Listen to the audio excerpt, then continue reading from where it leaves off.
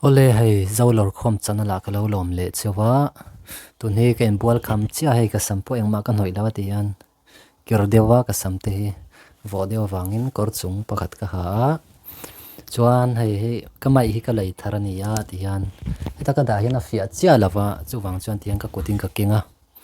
ten ka tong phanga kuria rama lu dan kong chi ni kan soidona chu ai entinge visit a lu dan kha ka soi tu mani lawa lu dan kong chin hi ti om zia ka chu korea ram mi ni namo citizen ni theina kong ni kha ka soi nga ma se hau tak deu na chung a top thleng khamin lo ngai thlak sak turin ka ngen du chewa ma saberin tlang tak kin ka soi lawa nga ma se thil om zia kha ka soi nga entinge ke ni kan lu ti te chuan khoe tanga lo lut nge kan ni ti te kha ka soi photanga chuan zoi zoi kan soi nga video hi sei tak soi ka tum lawa minute nga tanga minute som ma chuan ka zau tura ka nga ya chu ke ni hi kan lo lu dan chu refugee in ma saber kan lo lu tani a ta refugee wanga South Korea lut thei kan ni a ma se refugee ni mi a si lawa South Korea lut thei da ni kong ni oma amai ro chu antinge in luang ti kha kan soi ho do ni tuna kan tlang mi kan tiang chu kan zo na tlang mi tam takhi South Korea na thokin an oma ma se an ni hi chu visa kan riat thiam thai dan tur chuan visa kan ti maya ma se an ming tak ka chu inai an tia inai passport mo inai company a kau kan tiang chu khatiang ho khatam tak asing telan omve kan zo na thlang mi hai falam kan tiang chi ha kha mizo mi te dim lam ang chi te po mo tam takan oma se heng ho hi chu kumli le thlaria ta hian an hong nge ngai an kalnaram parmarama kan mo an hole nga ya omlen thein ni lo akhan visa zo hun na ni ya hole to ni ase tu na korea lu thei dan ka ron ti taka chu omlen dan turania ma se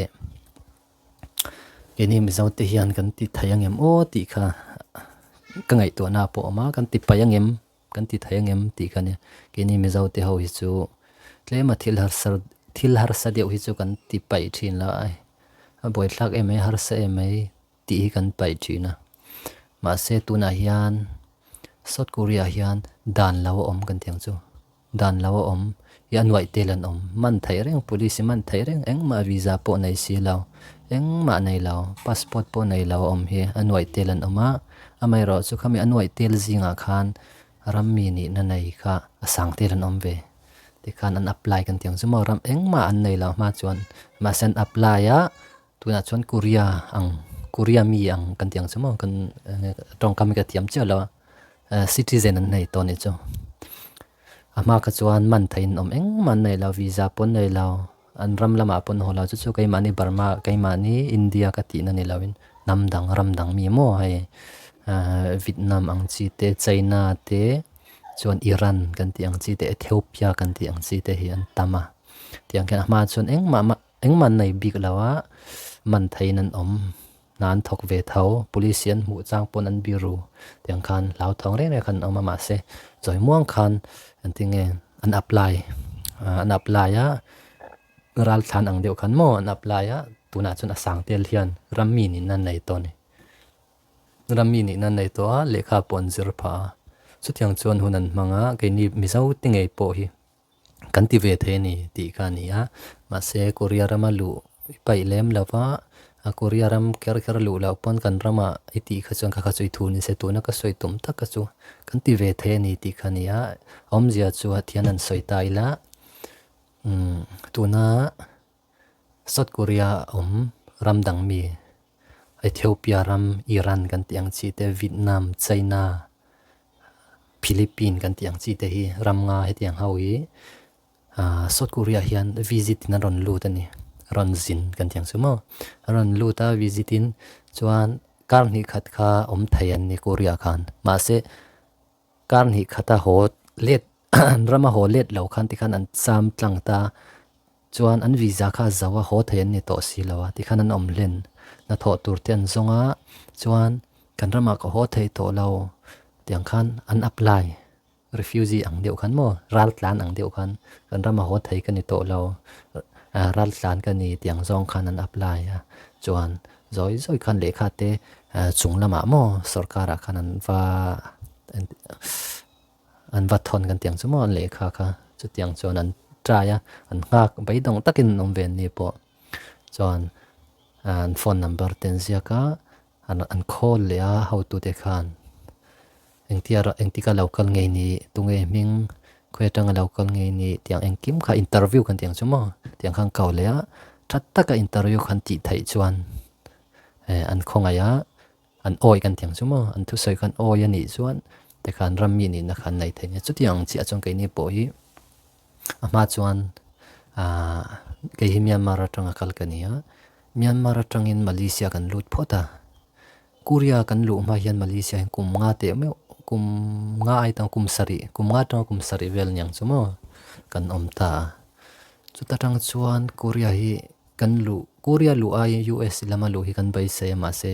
Korea hian min lau kau ta zoxia te Korea lau lut kan nia wangin ti han ka soitum tak ka chu ke po kum nga chung te me ka Malaysia khan ral tlan din munin ko man thei din munin ko ma se ka bai dong du la tong tai na nen pathian belin ti khan kan ngak tranga Malaysia te chu tu te pong kan riang kan lo hi kan kham me ulawa in luaman nen fa te kan lo nai pai chuan te khan kan lo hi zo ani deuh ber mai kan kham lo in lama po chung te po kan thon tha thei lawa ma se thin nel tak le thin sei tak khan kan ngak fan fanga chuan tuna hian pathian khongai na wangin pathian wangin Korea temiron kawbea ka soitum tak kha chu Korea lu thei dan chini ka ti om zia ka chu Korea hian tuna lo lut thau kan tiang chu mo citizen nei rammi ni na nei tam tak atam zok kan tiang chu I chu visit in lo lut tuna hian Myanmar mi hi refugee pom ram kan ni India tak chu pom lau nan India Mizoram kan ule nau te po Korea visitin tekinan lo lut ula chuan ral tlan kan ni Burma mi Myanmar mi kan ni inti kha chon engkim kha an oi ve kan ni chuan re thai ang deu omanga ya ral tlan kan ni ka ho thei to lau chuti chuan mo boina kan nei ka ho chuan police ten min manang min vuang ti zonga dot soi ka chungai ve deu ni dot soi ka chu tuna ral tlan kan tiang chi refugee kan ti re hi dot soi lawan om karing lawa ka varel sian ni chong ke po refugee kan ya wangin dot te chu kan soi ve ka kan police te kan sipai ten min mana min vua an kan rama kan om ngam to law ka ron chu asan ani tia tong moi law ni law se kan kal san na kan ram ka kan soi chat ve ka ngai ni chu refugee om dan ani awangin kan visitin law lut ula chuan ta khan in apply thai na kha om ni ka ho thei to law khongain rat tlan refugee min pom thengem tia thom no po che deu re thai ang deu om khangai ni chu tiang chuan kong khatania chu pakhat na nia apani na chu direct South Korea mo direct US ya mo in lut lawani point refugee lak na ram hi Thailand le Malaysia le New Delhi ani emi ram thuma hian refugee rat lanan la chu I all samna ber Delhi an amo Malaysia mo Thailand mo kal thei chu ta chon refugee ni na khai apply ang apani na tu na ka soimek cha rei dewang an lo la che ni point kum ni thum chotle beri nga yang